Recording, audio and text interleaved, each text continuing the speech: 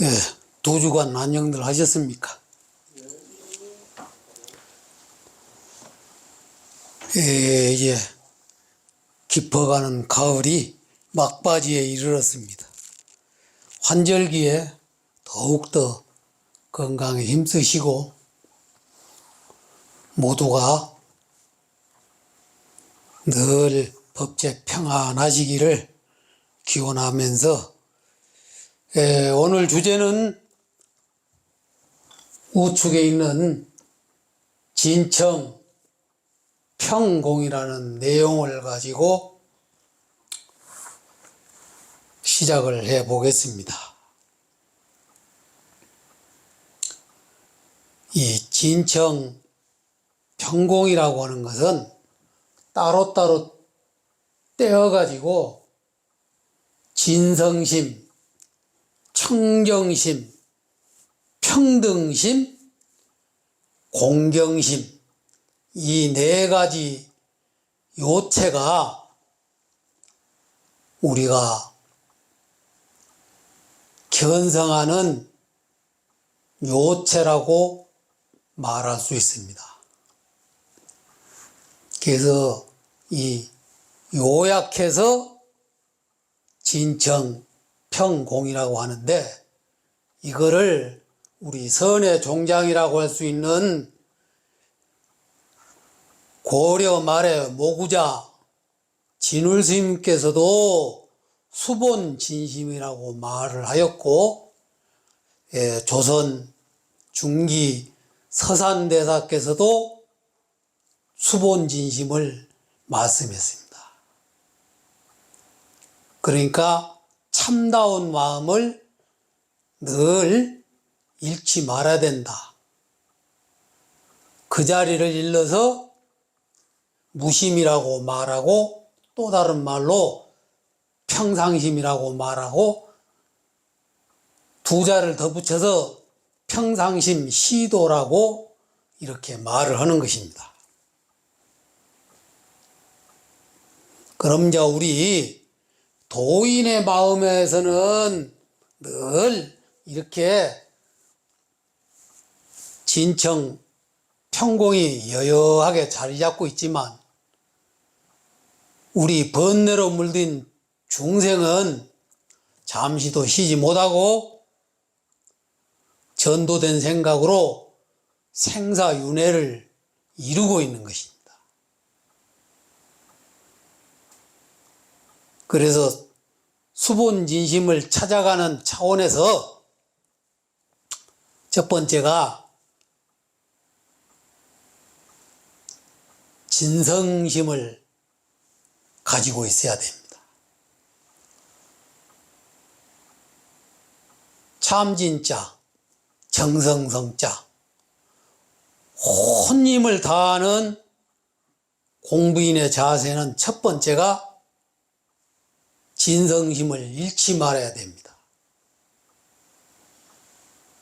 여기서부터 첫 단추가 잘못 깨지고 마음이 흔들리면은 우리는 한 발짝도 나아가지를 못하는 것입니다. 그래서 혼심을 다했을 때, 지성이면 감청이라는 말도 있고, 또 하나는 참다운 마음을 늘 쓸 때 그 마음이 유마경에서 직심노량이라고 말합니다.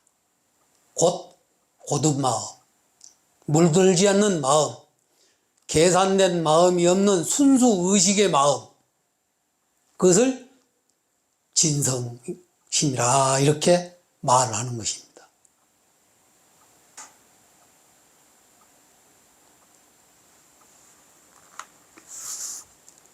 이걸 또 다른 말로 하은경에서는 시편 가운데서 진실행이라고 또 말을 하기도 하고,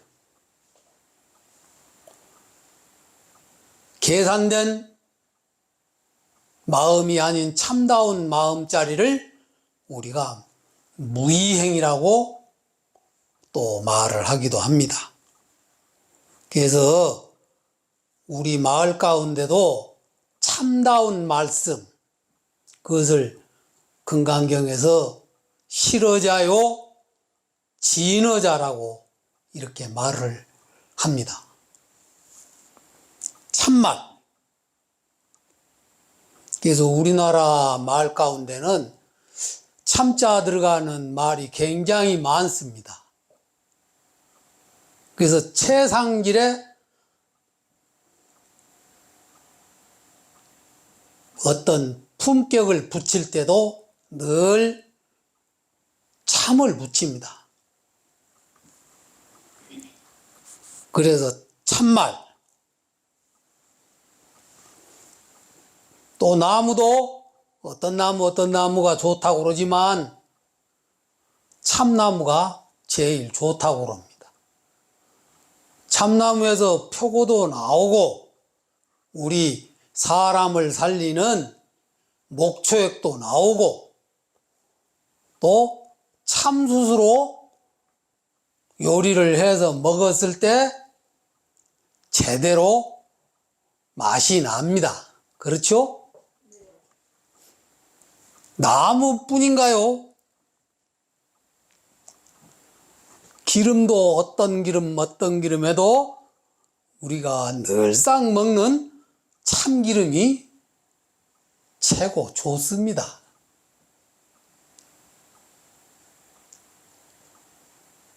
생선이 어떤 것이 맛있다 해도 제일 맛있는 고기는 참치고기입니다. 그렇죠? 안 먹어봐서 잘 모르신가 본데 내가 먹어보니까 제일 맛있는 것 같아. 나는 됐고 주지심 참치공양 사들이셔. 왜 그러면 참치고기가 좋다라고 평을 하느냐? 참치는 시속 빠르기가 아주 빠른 고기는 370km까지 간다는 과학적인 발표가 있어요. 그래서 빠른 속도로 내달리는 생선은 고기가 빨갛습니다. 그래서 이런 고기들은 우리 인체에 영양적으로 굉장히 좋은,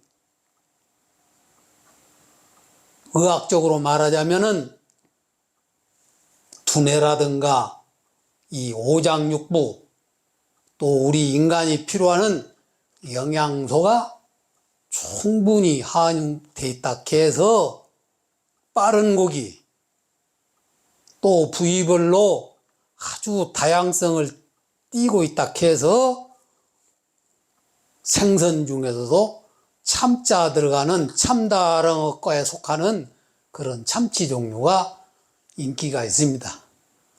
그래서 이제 우리가 요즘도 환경단체에서 세계적으로 이슈를 한 번씩 꺼내는데 참치과를 가장 소비를 많이 한 나라가 이웃나라 일본이면서 또 포획량을 대다수를 차지하고 있습니다. 어찌됐건 간에 그러니까 생선도 참자 들어가는 참치가 1등이고 고기도 어떤 고기가 맛있네도 참새고기가 최고라는 것입니다. 그래서 옛날에 다 그렇진 않았는데 우리나라 황실 비방에서도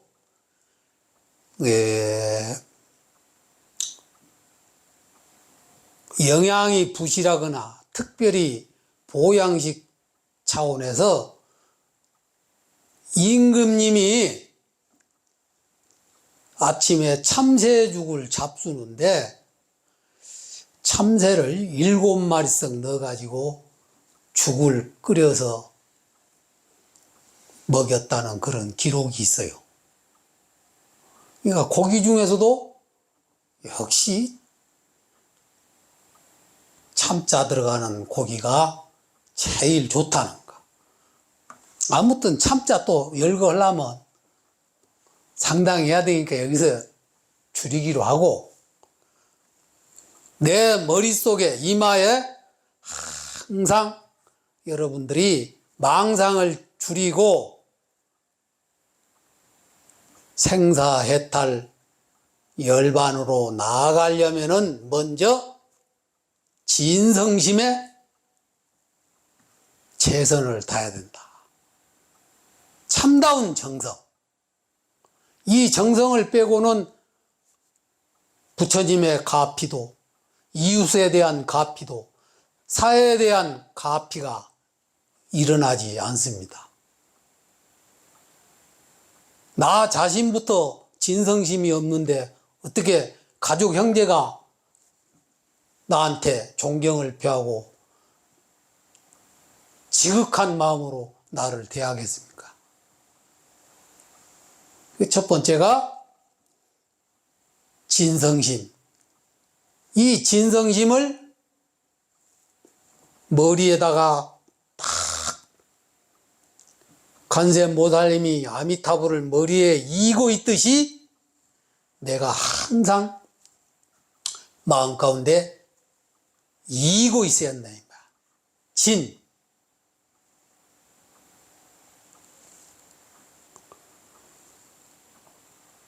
두 번째가 청정심입니다. 청정심.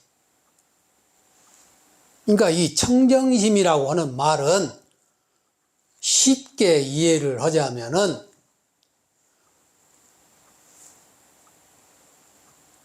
분별하는 마음이 없어야 된단 말입니다. 우리는 다급생내 이권의 탐진치에 업이 녹아져 가지고 나도 모르게 청정심 내기가 어렵습니다. 순수한 마음으로 뭘 하려고 처음에 마음 먹었는데 자고 나면 또 마음이 바뀌고 2시간 전에 바뀌고 10분 전에 바뀌고 또 만나면 또 바뀌고. 그래서 비유를 하자면은 마치, 자, 내가 지금 나무에 달린 영동감을 하나 따 먹었어요. 청정합니까?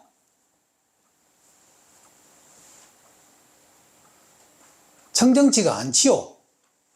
왜냐하면 우리는 그냥 단순하게 생각했을 때 먹거리 감을 먹었을 때 오염되지 않고 농약도 안 치고 해서 우리는 의식이 그냥 청정하다는 것이지 실제로 그 감을 따 먹었을 적에 어떻습니까? 2, 3일 뒤에 바로 대변으로 오줌으로 다 나오지요. 그렇지 않습니까? 변화돼서 나온다 이 말이야. 그러나 똑같은 거라도 공기는 청정합니다. 아무리 마셔도 뱉어져 죽는 일이 없고 언제 먹어도 탈이 없고 평생을 죽을 때까지 먹고 사는 것이 공기입니다. 공기는 어떻습니까?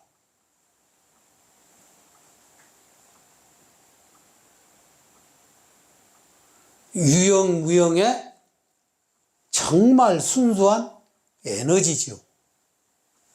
그렇기 때문에 그 자체가 청정한 것입니다. 그와 같이 우리 마음이 허공의 공기처럼 그런 계산된 마음이 없이 순수 의식의 분별심이 없는 세계로 지향해 나가는 마음, 그 마음을 우리가 청정심이라고 이렇게 말을 하는 것입니다. 그냥 우리는 어떻게 하면은 내 양심이 깨끗하다 이렇게 주장을 하는데 그것은 자기의 주장인 것입니다. 자기가 참으로 청정했냐 안 했냐는 자기 양심을, 이 청정심을 딱 들이대서 보면은 속일 수가 없어. 그런 마음을 청정심이라고 한다.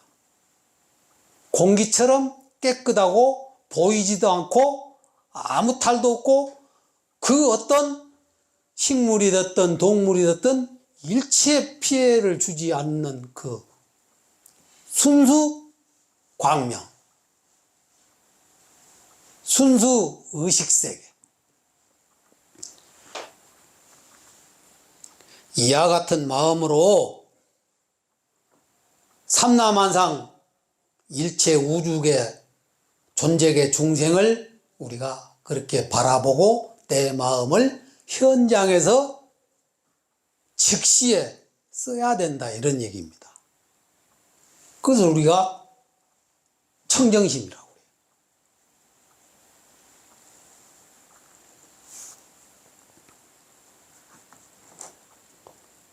그래서 공기가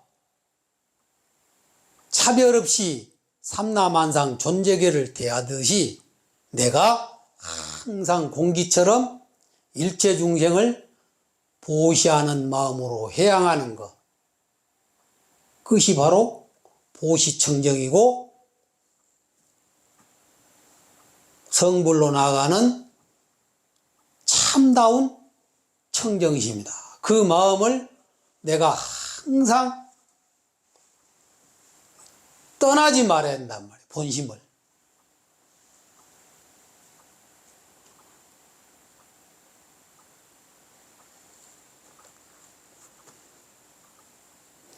이 청정심이야말로 대승불교에서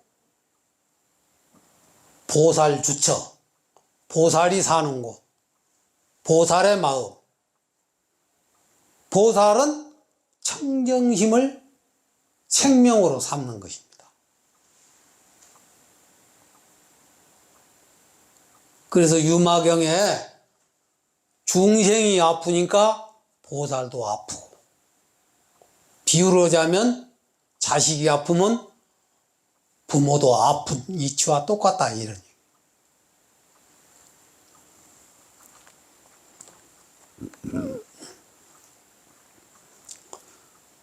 또한 유마경에서 마음이 청정하면 우주법계가 청정하다고 해요. 심청정, 국토청정.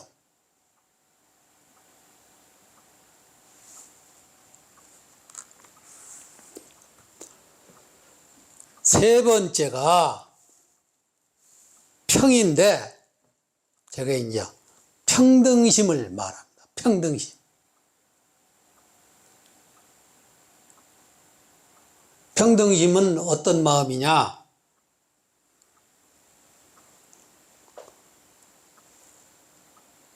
분별하는 마음을 그냥 쉽게 말해서 평등심이라고 그래요. 늘 불보살은 평등심을 본바탕에 깔고 계시지만 우리 중생 마음은 평등심을 잃어버리고 산 지가 아주 오래됐습니다.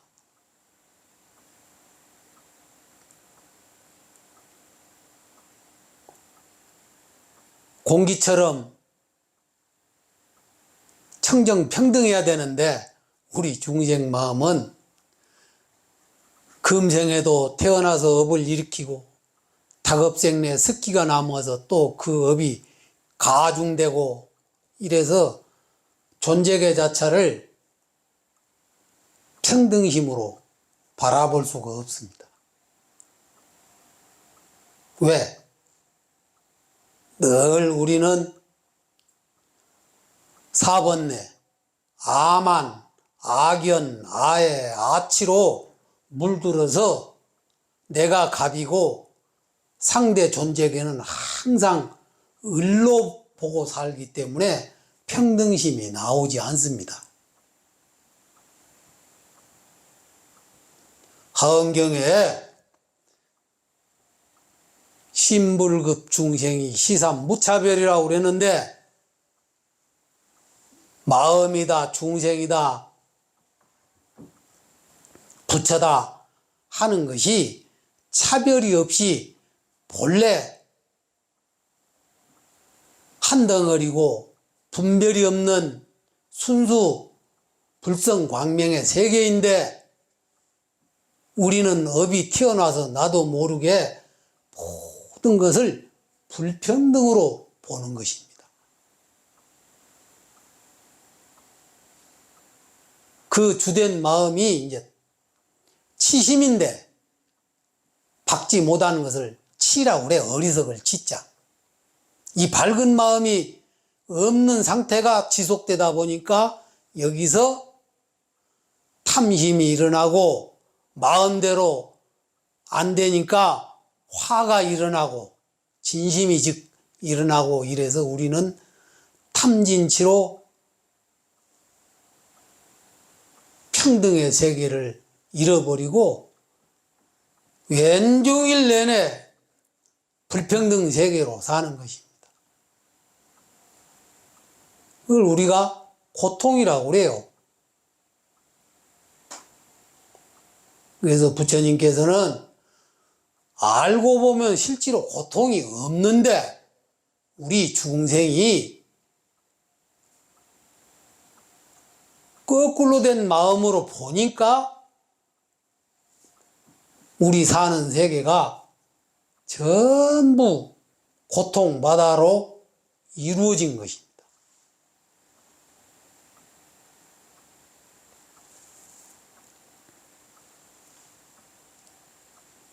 그래서 이 평등심을 우리가 유지하려면 어떻게 해야 되느냐?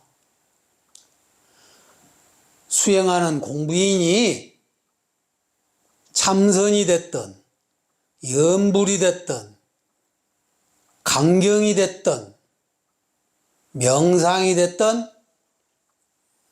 내가 내 적성에 맞는 수행 방법을 택해서 스승의 가르침을 받아서 여실하게 일상삼매, 일행삼매를 지속적으로 닦고 있다 보면 어느 날 평등의 세계가 나도 모르게 자연스럽게 개합이 되는 것입니다.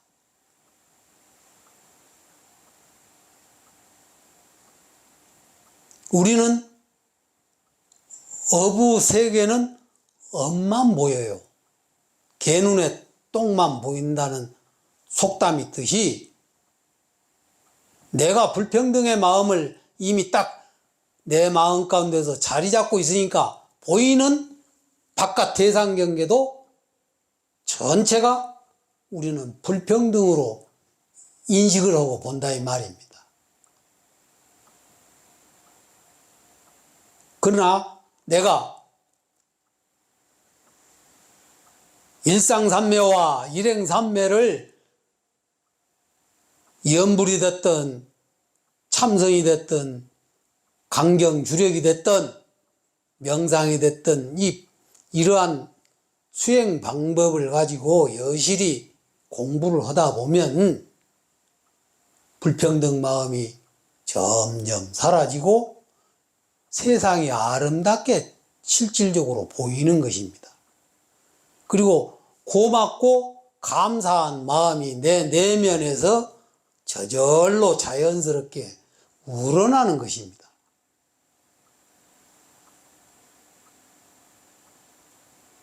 그런데 우리가 이런 공부를 여실하게 하지 않으면은 안 해도 나도 모르게 눈 뜨자마자 불평등이 업이 딱 튀어나와요.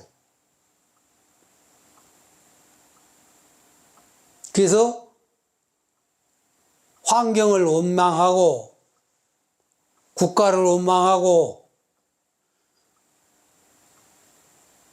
시장, 군수, 온갖 주변 사람을 우리가 원망하고 사는 것입니다.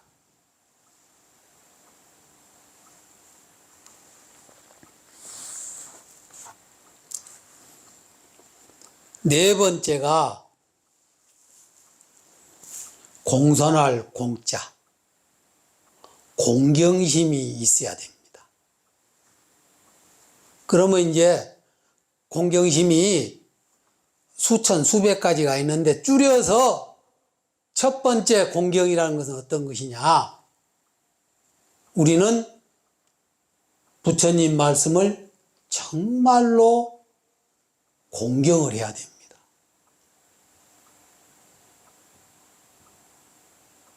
부처님 말씀은 진리이기 때문에 생사윤회를 끊고 열반으로 나아가는 참다운 말씀이기 때문에 삼보에 대한 공경심이 딱 내 마음 가운데 1차적으로 자리를 잡아야 됩니다.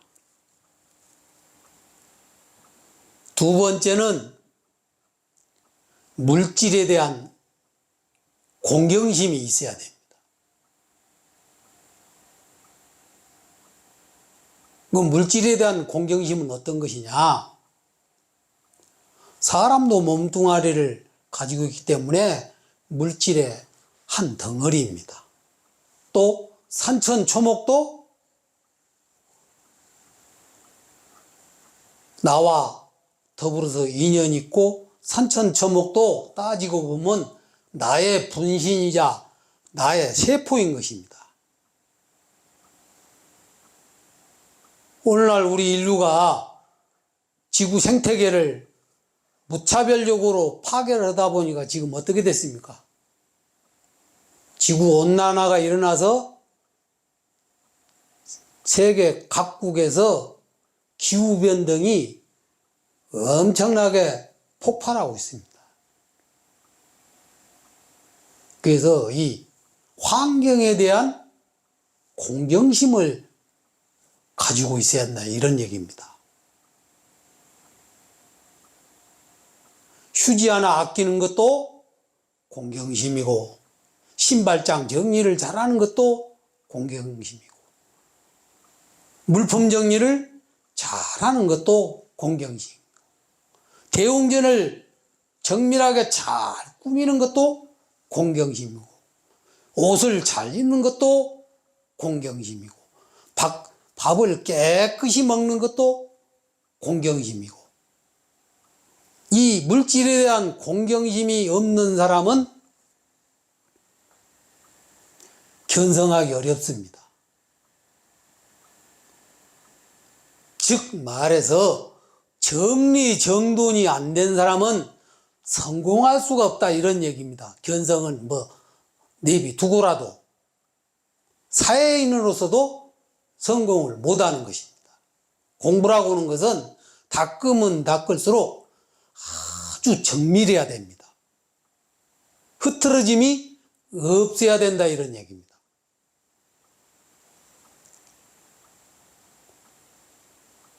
칠렐레 팔렐레 돌아다니는 사람 치고 나 성공했다는 소리를 들어본 얘기를 듣지 못했습니다. 지팔 지은던 사람, 성공한 사람 봤습니까? 그래서 우리가 식당을 가거나 어느 개인집 가도 벌써 신발 정리부터가 안 되면은 이거 참말로 난감한 것입니다.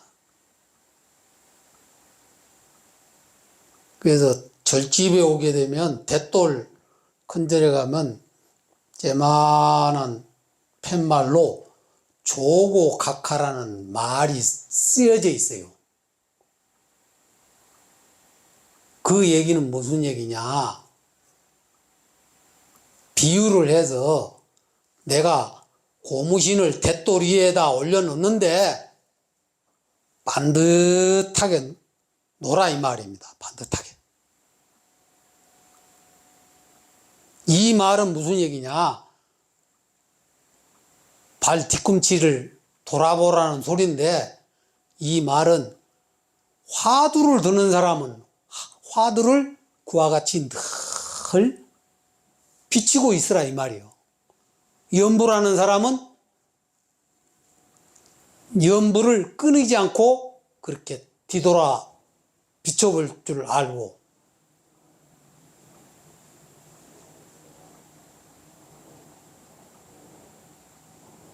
그래서 즉 유교에서는 이 공손을 다른 말로 겸손이라고 그러는데, 겸손하지 않으면은 스승이 내 눈앞에 나타나지 않습니다. 댄데미가 아주 멋스러운데 누가 그 사람을 보고 지도를 해주겠습니까? 밥 사주고 싶다가도 그 마음이 싹 사라져 버립니다. 그래서 늘 스승에 대한, 삼보에 대한 공경심과, 우리 지구로 치자면은 이 별똥별 지구촌을 정말로 공손하게 대해야 된다 이 말입니다. 나무 함부로 자르고 토목공사 막 허군 날 해 제게 쌓고 농약 함부로 치고 이렇게 하다 보면 결국 그 모든 업은 또다시 우리 인류에게 또 후손에게 되돌아오는 것은 자명한 이치입니다. 그것이 바로 인과 업보의 법칙이기 때문에 그렇습니다.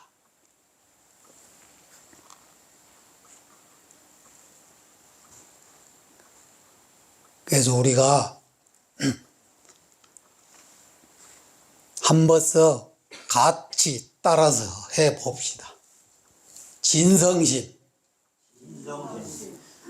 청정심, 평등심, 공경심, 이 네 가지를 압축해서 진청평공이라 이렇게 말합니다. 같이 한번 해봅시다. 진청평공. 오늘 여러분은 이 진청평공을 이해하고 이것을 내 머리에 늘 이고 지닌다면 올 동안거는 공부가 저절로 되고 불보살님의 가피가 안 오락해도 저절로 따라오게 되는 것입니다. 이걸 무슨 따로 띄워놓고 무슨 도를 어디 가서 벤스럽게 구하겠습니까? 이걸 떠난 도는 없습니다. 이 자체가 도의 현현이기 때문에 그렇습니다. 이해되십니까? 우선 내 마음부터 진청 평공에 안착을 시켜야 된다 이 말이에요. 안착을. 이 마음이 딱 확고하게 기초가 돼 있어야 어디 가서든지 내 눈앞에 스승이 나타나. 내 눈앞에 도반이 나타나고. 내 눈앞에 부처님 진리가 나타나게 되는 것입니다. 이 기초부터 무시하고 저 머나먼 외국 성지를 찾아다니고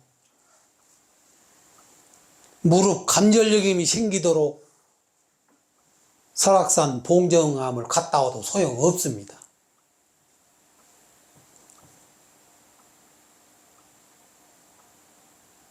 구하는 마음으로 가서 이런 마음이 없는 어지러운 마음으로 분별심의 마음으로 히말라야산 꼭대기 가도 소용없습니다. 히말라야 꼭대기 가서 관세음보살님이 부르면 나타날까요?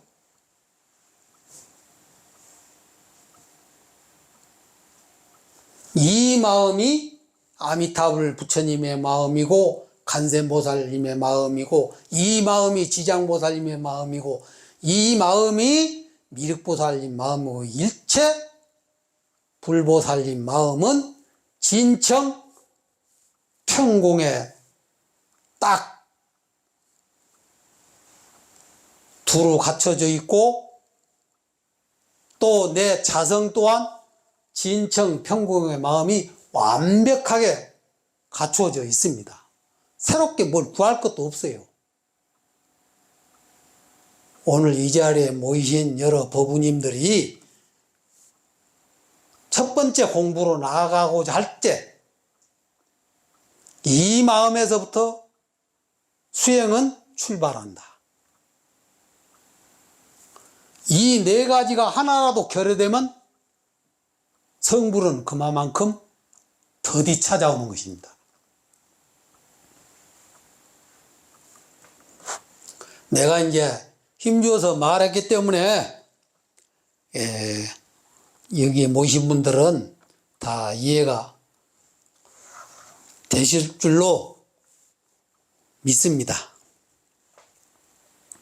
그래서 이런 진청 평공에서 출발하는 마음을 요약해서 우리가 늘 열반경에서 말씀하신 상나가정이라고 그래요. 이거를 항상 자유로운 마음, 해탈한 마음,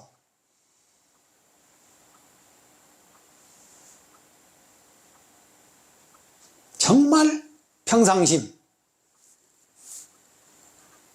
진실행, 무의행, 오직 즐거움만 있는 그 자리,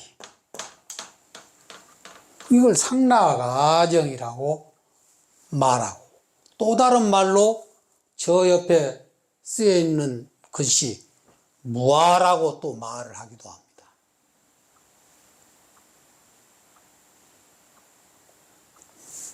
진자, 청자, 평자, 공자의 인연에서 나타난 세계를 우리가 무아라고 이렇게 또 말을 하는 것입니다. 대승불교 아버지 용수보살은 무자성, 연기, 무자성이나 연기를 간단하게 딱 한마디로 정립하신 분이 용수 대사이신데,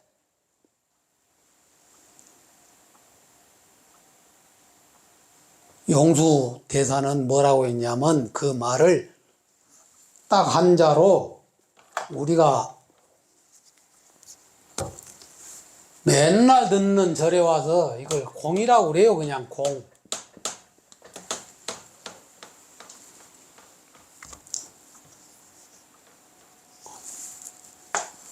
이것도 공 설명하려면 공에 함축된 경전이 엑기스가 반야신경인데, 그것도 강의하려면 아무튼 또 시간을 내서 이렇게 시리즈로 해야 되는데, 오늘은 여러분들이 상나가정이 곧 무아고, 무아가 넉자로 펼치니까 진청평공이다. 진청평공을 한마디로 딱 줄이면은 또 다른 말로 대승불교에서 이거를 공이라고 말한다. 여러분들이 이렇게 이해를 하시면 됩니다.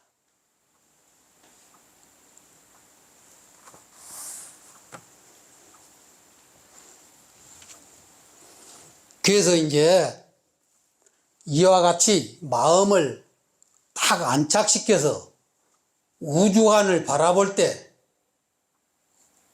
우리 중생이 내 마음 가운데서 늘 알아차려야 되는 것이 뭐냐, 바로 이 마음을 잃어버리고 나도 모르게 이기심이 발동되고 번뇌망상이 일어나고 탐진치가 일어나고, 이렇게 해서 종잡을 수 없이 일어난 마음을 버떡 알아차려서 진청평공을 염을 해야 한다 이 말이야. 번뇌가 딱 들어왔을 때 진청평공, 진청평공 이렇게 여러분들이 염불을 한번 써 해요. 그러면 아, 내가 망상을 피웠구나 퍼뜩 깨달아요. 그래. 서가 스님이 말씀했는데 진성이 있어야 된다. 진성심. 또 늘 공기처럼 대하는 그런 청정심이 있어야 한다. 또 계산된 그런 이권의 마음이 없는 금강경에서 말하는 아상인상, 중생상이 없는 마음, 그것을 우리가 평등심이라고 하는데, 평등심. 또 일체 존재를 공경하는 그런 마음.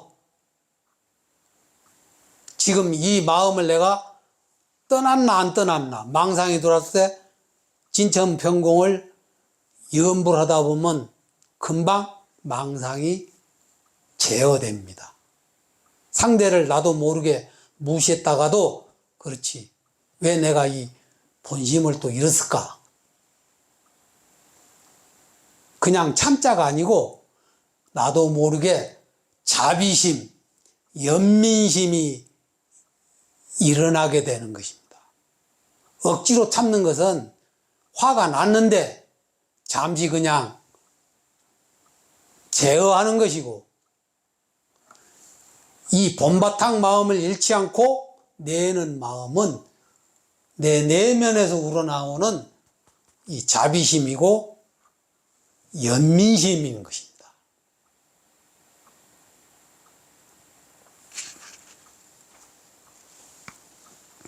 그래서 이제 모든 이런 마음을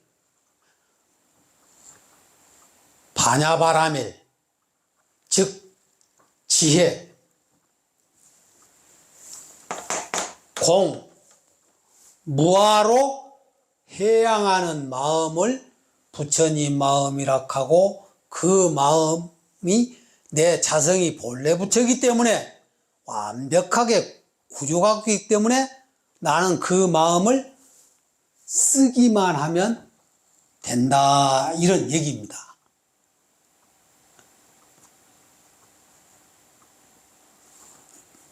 여기까지 이제 얘기를 했는데 아마 지금쯤 여러분은 95%가 이해가 됐습니다. 그렇죠?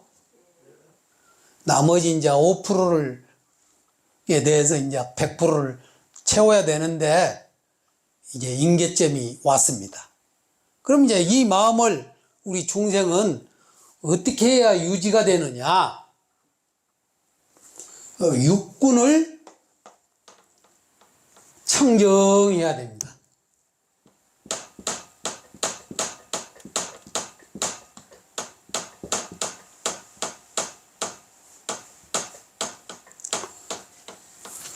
그러니까 육군 청정이라고 하는 것은 뭔 얘기냐?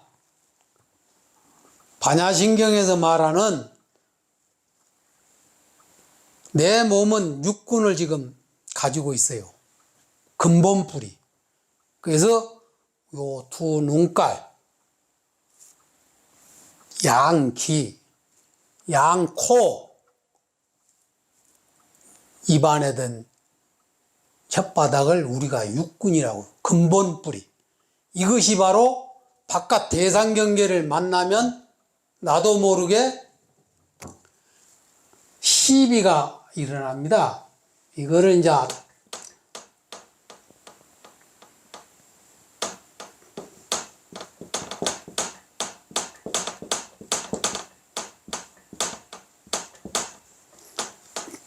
금시작비라고 그래요.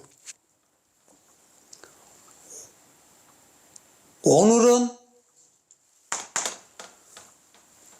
어떤 주제를 가지고 얘기를 했는데 오늘은 이 얘기가 상통을 해서 올랐어요. 딱 올랐어. 그래서 가결이 됐는데 그 이튿날 되니까 바뀌었어. 논조가 안 맞아. 이렇게 사는 세계를 중생세계라고 그래요. 그래서 우리 중생은 맞는 법이 한 개도 본래 없어요. 안 맞는 게 정상이야. 맞다고 뭐가 통과된 게 비정상이야. 왜? 우리는 이 6가지 뿌리가 허구한 날 시비로만 보는 것입니다. 오를 시자, 글을 비자. 말하자면 뭘로? 눈으로 보는 세계가 중생은 다고, 들리는 소리로 보는 세계가 다고, 냄새 맡는 세계로 코로 다고, 혀를 통한 감촉으로 다고, 몸뚱아리로 춥다 덥다 체감하는 이걸로 보는 세계를 시비세상이라고 그래. 그렇기 때문에 이 시비는 옳은 것도 없고 그른 것도 본래 없는데, 우리는 금시작비라 오늘은 옳았는데 자고 나니까 내일은 또 안 맞아. 모레 가면 또 맞아. 이거를 중생세계. 그래서 우리는 내 몸에 육군을 정화를 해야 한다. 육군을 눈으로 시비하는 이 대상, 코를 통해서 냄새로 시비하는 거, 혀를 통해서 세상을 시비하고, 몸뚱아리를 통해서 또 시비하고, 이거를 청정히 한다. 이거를 제어하는 것을 단식이라고 그래요. 끈을 딴자, 실식자. 정신과 물질로서 내가 제어를 한다 이 말이에요. 그래서 옛날 어른들은 야 이놈 자식아 칠성당을 깨끗이 해라 이렇게 말해.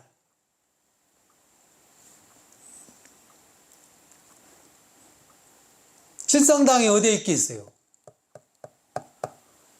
내 몸뚱아리가 칠성당입니다. 바로 눈, 눈 2개, 귀 2개, 코 2개, 입 1개. 이 도리를 모르고 절에 칠성님 앞에 사탕 말리고 불전 몇 푼 놔봐야 효험이 안 나요. 칠성님 오시라 해도 안 와. 오고 싶어도 내가 더러운데 칠성님이 어떻게 오시겠어?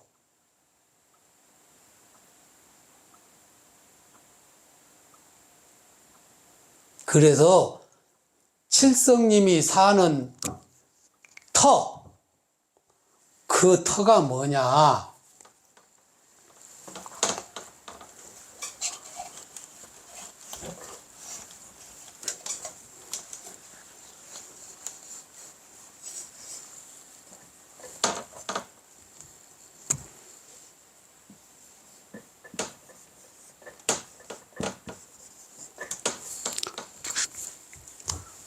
이거를 얼굴이라고 그래. 따라서 해봅시다. 얼굴. 그러면 왜 얼굴이냐? 얼이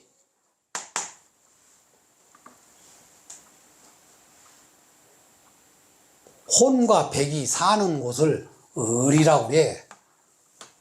그래서 우리가 정신 나간 놈을 뭐라고 그럽니까? 얼 빠진 놈이라고 그러죠. 그래서 이 얼이 굴 속에 들어가 있다 이 말입니다. 눈구녕 굴 파졌어요 안 파졌어요? 콧구녕 파졌어요 안 파졌어요? 귓구녕 어떻습니까? 예, 그래서 얼굴이라고 그래. 목구녕 뚫렸어요 안 뚫렸어요? 이 얼이란 놈이 굴 속에 들어가 있다 이 말이야. 요것을 빵간에서 오래 살고 나는 사람 얼굴이라고 안 그러더만 세숫대하라고 그러대. 또 형사는 몽따주라고 그래. 그러니까 이거를 얼굴이라고 그러는데, 그래서 이 얼굴을 칠성당을 깨끗이 하고, 불교적으로 해석하면 육군을 단식시켜라. 육군을 청정히 하는 것이 바로 얼굴을 깨끗이 하는 것이다. 얼굴이라니까 그냥 거울 쳐다보고 세수하고 뭔 화장만 하는 것을 얼굴로 이렇게 하는데, 이 얼굴을 잘 닦고 있으면 광채가 안 나락해도 광채가 뻐쩍뻐쩍 빛납니다. 마음이 시커먼데 얼굴이 빛나겠어요? 빛이 안 나겠어요? 안 나갔지요. 그렇습니다. 너무 시커먼데 들어오고 빛나. 그래서 이거를 얼굴을 뭐냐, 이걸 이제 상이라고 그래. 볼간자를 붙여서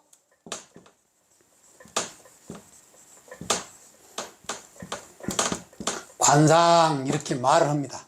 관상이라고 그래. 관상을 우리 순수말로 이걸 이제 꼴이라고 그래. 꼴.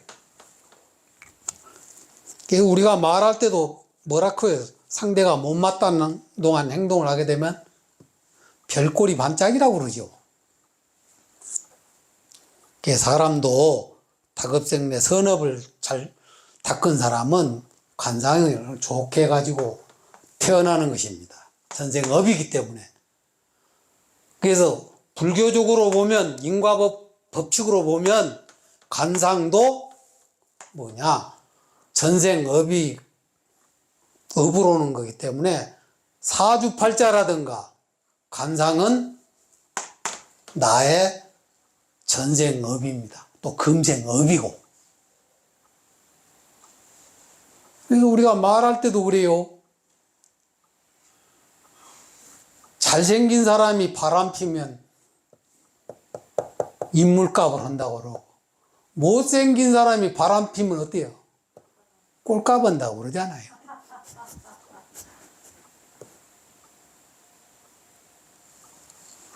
지금 뭔 얘기를 하다가 어디 엉뚱한 데로 좀 갔는데, 말을 하자면은 여러분들이 이제부터라도 진청 평공에 대한 마음을 딱 머리에, 이마에 딱 붙이고, 내 마음이 흔들릴 때, 어떤 유혹에 빠졌을 때, 또 번뇌망상이 들끓을 때 나지막하게 진청평공을 외우면서 내 자신을 돌아보다 이 말이면, 그냥 무턱대고 간센보살만 찾을 게 아니라 아무 생각 없이 간센보살 찾는 것보다도 진청평공을 찾으면 어떻게 되겠어요? 좋아지겠죠. 이해가 됐으니까 버떡 본인이, 그래, 내가 왜 또 금방 공부심을 잃었지? 염불하는 사람은 염불로 되돌아가고, 참선하는 사람은 하두 공안에 몰두하게 되고, 명상하는 사람은 명상의 본래 자리로 되돌아가고.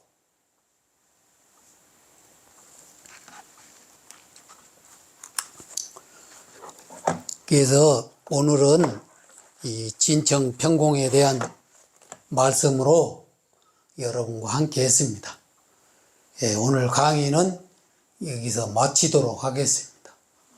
또 다음에 또 뵐 때까지 아무튼 늘 법체 청안하시기를 바라겠습니다. 수고하셨습니다. 이제 선생님 그 진공묘유에 대해서 한번 설법을 해주실 수 있을까요? 예. 시간이 오래 가나요? 아니요, 제가 진공묘에 대해서 간단하게 설명을 한번 해보겠습니다.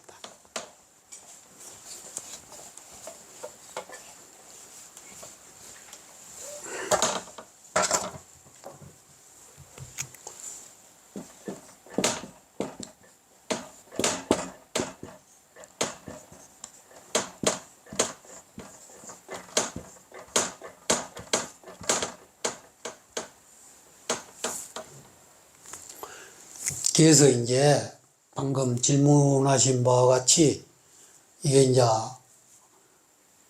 대표적인 이걸 설명한 경전이 금강경입니다. 금강경. 그래서 이 이제 진공과 묘유는 어떤 거냐면은, 진공은 요즘 말로 풀이하자면 본질을 말합니다. 묘유는 뭐냐? 이건 이제 현상을 말하는 거예요, 현상. 즉, 물리학적으로 말하자면은, 이 본질, 이 질량과 현상, 밖으로 드러나는 이 에너지는 본질과 질량과 에너지는 둘이 아니다, 이 말입니다. 석가모니 부처님 오른팔이 무슨 보살이죠? 보현보살이죠.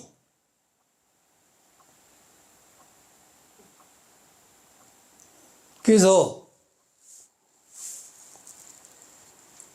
이 부처님을 진공은 경전에서 뭐냐, 이걸 문수라고 그래요. 문수보살, 지혜.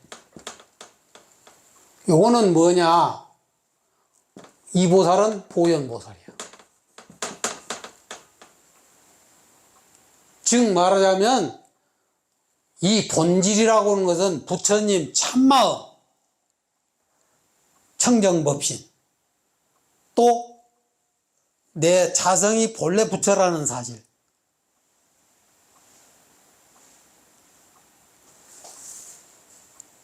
이 부처가 부처형으로 우주 법계에 실상을 현연하게 나타나는 그 도리를 묘유라고 그런다 이 말이에요. 묘유.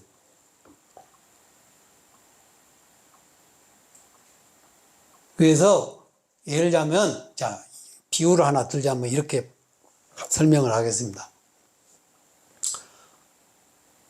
허공 자체는 본래 어떤 티가 없습니다. 허공이 뭐를 막 인위적으로 뭐를 만들고, 허공 자체가 전쟁을 일으키고, 허공 자체가 뭘 오물을 던졌다고 화를 내고 그런 바가 일체 없습니다. 마치 무슨 얘기냐? 자, 하나 우리가 비를 하나 상정해 봅시다. 우리는 언뜻 볼 때 비가 허공에서 내리죠? 그렇지 않습니까? 그러면 우리는 그냥 흔한 말로 하늘에서 비가 내렸다, 이렇게 말을 씁니다. 그러나 엄밀히 따져보면은 하늘에서 비를 내리지 않습니다. 무슨 얘기냐?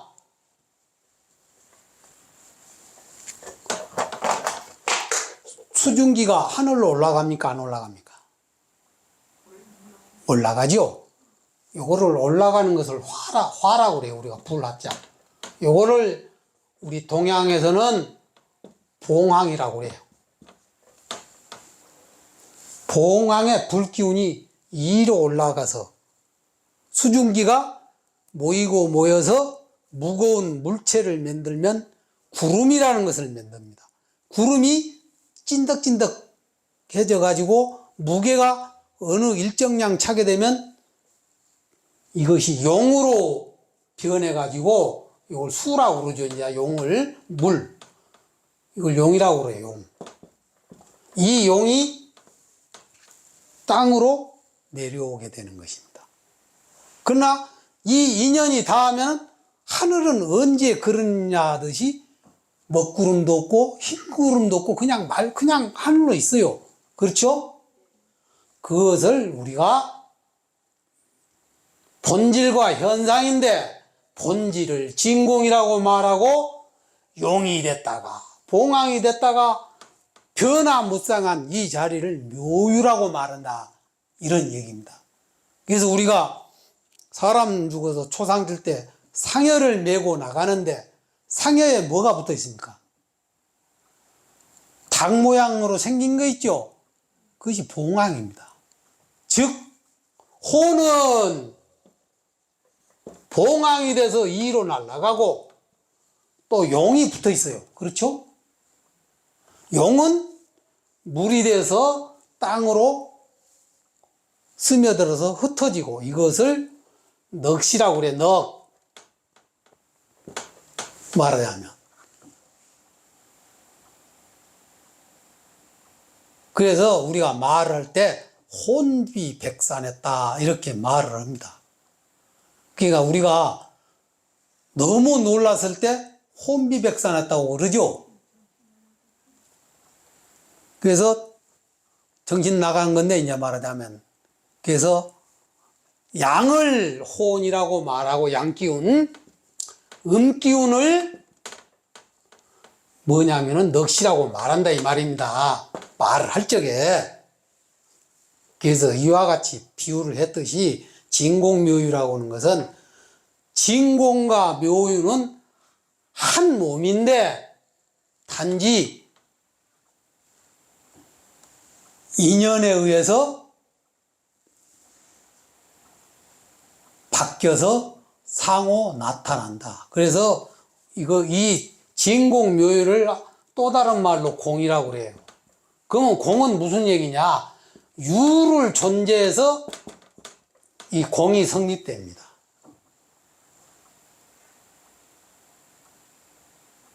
없다니까 그냥 아무것도 없다. 이 말이 아니고 우리가 중생을 설명을 하면 유를 설명해야 우리가 무를 이해할 수가 있듯이 바로 진공은 우리 참마음자리, 부처님 참된 성품 그 자리를 진공이라고 말하고 이것이 요거를 이제 불교말로 할 때 요걸 차라고 그래. 채, 몸체자. 요거 묘유를 쓸 용자, 용이라고 말한다 이런 얘기입니다. 본질과 현상이 둘이 아니고 체와 용이 둘이 아니고 생사와 열반이 둘이 아니고 질량과 에너지가 둘이 아니다. 그래서 이거를 불교에서 불이라고 그래요. 불이.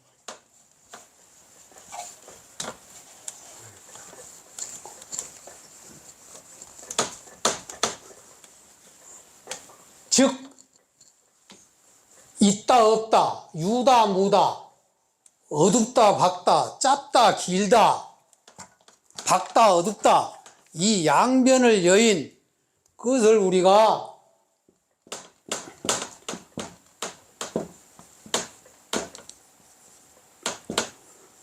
불이중도라고 말을 하는 것입니다. 이변과 사변을 떠난 자리, 어떤 게 취하지 않는 그 자리. 그래서 진공묘유를 또 다른 말로 무의중도라고 그래요.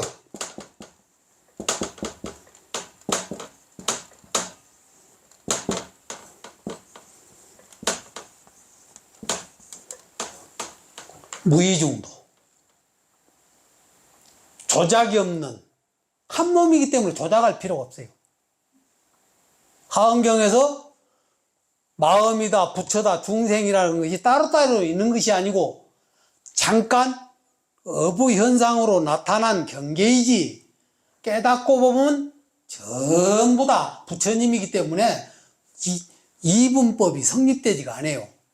어떤 서양 종교 마냥 또 신의 종교 마냥 신이 있고 그 종속된 관계로 피조물이 있는 그런 것이 아니고 바로 이 중도라 진공묘유라고 하는 것은 더 쉽게 말하자면 부처님과 보살님이 둘이 아니다 이 말이야.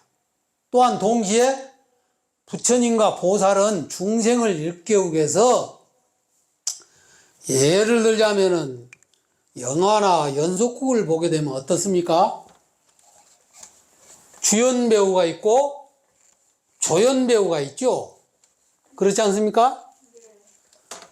똑같습니다. 주연 배우와 조연 배우는 서로 관객을 즐겁게 하기 위해서 모습을 바꿔서 나타내요. 말하자면. 그래서 각 경전마다 주연 배우가 꼭 등장합니다. 하은경은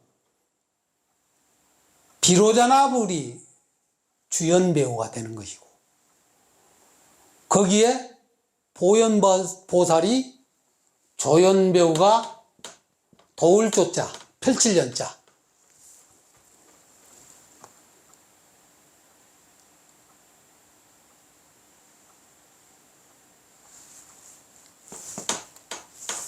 벽화경은 주연 배우가 누구냐?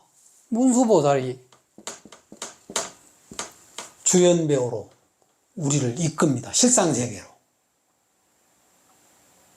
치장경은 치장보살님이 주연 배우가 되고, 석가모니불이 조연보살로 등장하고, 이렇게 하는 것입니다.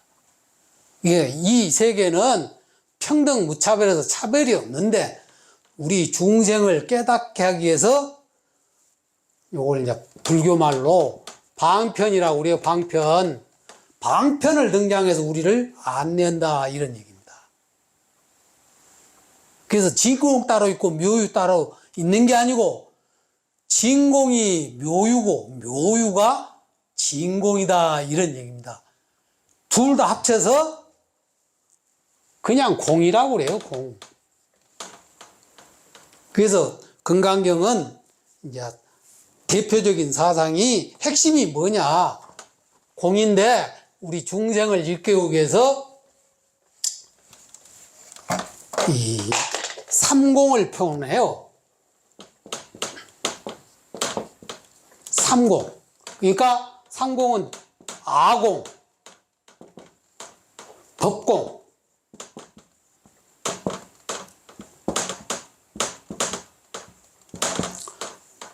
구공, 이렇게 표현합니다. 그래서 무하기 때문에 나라고 할 만한 상이 실질적으로 없다, 이 말이에요. 또 어떤 법이라고 하는 것도 실체적인 법이라고 할 만한 것이 없다, 이 말이야. 고유 성질이 없다, 이 말입니다. 즉 말하자면, 그래서 아공, 법공이 텅 빈 두 가지가 절실하게 우리가 증득을 했을 때 그 자리를 함께 굳자, 구공이라고 그래. 이 구공의 자리를 체득한 경지, 참다운 실상자리를 본 자리를 일러서 또한 진공묘유다, 이렇게 말을 표현하는 것입니다. 이해되셨습니까? 예, 안 됐으면 또 내년에 하면 됩니다. 뭐 굳이 다 할 거 없어요. 상당히 어렵네요. 어렵습니까? 예. 그래서 이제 이런 얘기들은 또 건강경이라든가 이의에 대한, 공에 대한, 그래서 공은 실질적으로 어렵기도 하지만 불교를 여러분들이 이해를 하려면 첫 번째가 옆에 있는 무아를 알면 불교 전체를 아는 것입니다.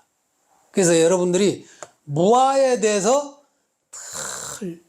묻고 답하고 묻고 답하를 지속적으로 하면 진공묘유는 자연스럽게 이해가 되고, 이 삼공에 대해서도 여러분들이 나중에 이해를 퍼뜩 하게 되는 것입니다. 그래서 무아에 대한, 특히 이 이론을 갖추고 공부를 늘상 해야 돼요. 그 무아가 공하고 일치가 돼? 그런 논법이 적용이 됩니까? 예. 그러니까 이제 예를 들자면은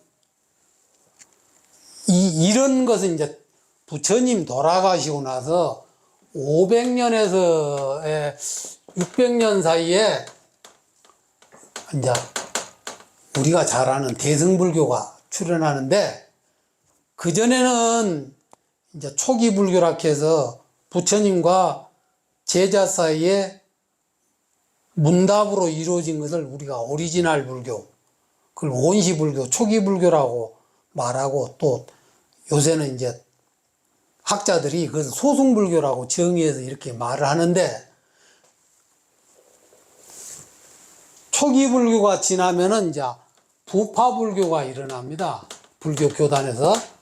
그 부파 불교가 일어나는데, 이 부파 불교는 마음 부수를 쪼갭니다. 예를 들자면 오늘날 자동차 부수가 많이 있죠? 칩이 있어가지고. 그와 같이 이걸 이제 75법이라는 것이 등장하는데, 이 논리는 무슨 얘기냐면은 마음을 쪼개고 막 나눠가지고 그 마음 하나마다 고유의 성질을 가지고 있다, 이렇게 말을 해요. 그러니까 부파불교는 논쟁이 아주 심화됩니다. 그 마음 심리 상태를 쪼개가지고 나열을 하다 보니까. 그러면서 거기 하나마다 부수마다 고유의 성질이 있다라고 전제 조건을 깔기 때문에 더욱더 이해가 어려운데, 용수보살이 나타나가지고 이른바 중론학파, 중간사상이라고 이렇게 말하는 것이 이제 등장하는데, 용수보살은 그러면 중도나 중간이라고 하는 말이 무슨 얘기냐? 핵심인 중도를 말합니다. 중도. 양변을 여인 것을 우리가 불교에서 중도라고 말을 해요. 그러니까 이변과 이사가 있죠. 우리가 정신적으로 말할 때 이라고 그러고, 또 현상계적으로 대변할 때 우리가 사변이라고 그래요. 그래서 이사를 양쪽에 치우치지 않는 참다운 자리, 이 부처님 초기가 설법이 중도인데, 부처님이 맨 처음 뭐를 깨달았느냐? 중도를 깨달았다, 이 말이야. 그러니까 고행주의도 안 되고, 또 여러 선정을 닦아봤지만 욕계, 색계, 무색계 선정은 결국 진리가 아니더라, 이 말이요. 그래서 우유죽을 잡수고 새롭게 깨달았는데, 그 자리를 샛별 보고 깨쳤다고 하는 자리가 중도의 자리. 그 용수보살이 뭐냐면 중도를 공으로 딱 표현했어요. 공으로. 무아라고 말하고, 무자성이라고 말하고, 무상이라고 말하고, 내나 같은 말입니다. 방편으로 설명하기 위해서 말만 바뀌었지, 내용은 진공묘유나 공이나 무아나 무자성이나 내나 같은 말입니다. 색은요? 네? 색. 요 색 말이죠. 그리고 이제 현상계를 말하죠. 그러니까 허공 가운데 색이 충만하게 꽉 차 있어요. 허공에서 전기 나옵니까? 안 나옵니까? 안 나오죠. 아니, 번개불도 치는데 왜 안 나와요? 그리고 허공에서 번개불이 치는 게 아니고, 그런 허공에서 치는 것뿐이지, 허공에 전기불을 만드는 거 아니, 허공의 온도가 가득 차서 인연에 의해서 아까 봉황이 바뀌듯이 허공에서 온갖 물질이 함축돼서 허공에서 일체가 다 나오는 것입니다. 말하자면. 아까는 구름이 모여서 물이 됐잖아요. 예. 허공에서 만들어진 것이 아니고. 인연에 의해서 만들어져서 물로 변해서 이제 내렸다, 이 소리인데, 그와 같이 색은 우주 밖에 꽉 차 있다니까요. 단지 그것을 우리 인간이 예를 들자면 전기로 바꾸냐, 그는 바람을 또 전기로 만드냐, 뭘로 만드냐. 그러니까 예를 들자면 허공에 열 에너지를 만들어서 태양광 발전을 만들면 어떻게 돼요? 전기로도 만들고 선풍기로 돌리면 바람도 나오고 온갖 것이 나오듯이 색을 아까 에너지라고 그랬잖아요. 색과 허공은 둘이 아니다는 거. 허공 자체는 뭐를 만들어라 안 만들어라 이렇게 명령하지를 않습니다. 허공 자체로 텅 비어 있을 뿐이지. 단지 인연에 의해서 삼라만상이 색으로 인해서 나오는데 본질과 현상은 우리 마음이기 때문에 뜯어보면 한 마음이다 이 말이에요. 그래서 그것을 일체유심조라고 하은경에서 말한다. 그러니까 하은경에는 일체유심조라고 그러고 금강경에서 변화무쌍한 그 마음을 진공묘유다 이렇게 말한다 이 말입니다. 말만 다를 뿐이지 내나 같은 말입니다. 그러면 이제 일체유심조나 무아나 공이나 그럼요. 종류는 다 같은 얘기다 하는. 똑같은 말이에요. 그러니까 아버지라는 명사가 있는데 아버지가 집에 들어오면 무슨 아빠라고 얘 이름을 부르죠? 갑돌이 아빠. 회사 가면 직급에 따라 회장님, 사장님, 부장님, 간장님 해가지고 별 이름이 있듯이 그리고 또 친구가 부르면 속가 이름 부르고 또 별명 있으면 별명 부르고 남자라는 하나의 명사는 있는데 직책에 따라 가지고 친구가 부를 때 다르고 마누라가 부를 때 다르고 자식이 또 아빠 이름 부를 때 다르고 또 회사나 어디 사회 나갔을 때 또 간변 단체장 할 때 직급에 따라 각각의 이름을 부르듯이 경전에 무슨 이름이 쉽게 말하면 허벌나게 등장하는데 그 말은 중생을 일깨우기 위해서 단지 방편으로 등장한 말이지 내용에 들어가면 우리가 흔히 쓰는 무한이, 공인이, 연기니, 중도니 똑같은 말이다 이 말이요. 헷갈리게 만드네요. 아니 헷갈린 게 아니고 내가 모르니까 헷갈리는 것이지 모르니까. 이해하고 나면 그 자체가 헷갈릴 것이 없다. 그래서 늘 얘기하지만 세상 모든 진리는 본질과 현상이 하나이기 때문에 정답이 없다 이 말이야. 정답이 있다라고 내 고정관념에서 내가 분별심을 잃으니까 세상이 고통이고 분별 시비로만 보이는 거예요. 정답이 없다. 그게 정답이네. 그것이 정답이. 우리 중생은 정답이 있다라고만 고집을 내세워. 그래서 쌈박질을 하고 이혼을 하고 집구석을 튀어나오고 험한 일들이 일어나는 것입니다. 자, 감이 옵니다. 예, 끝. 정답이 없다.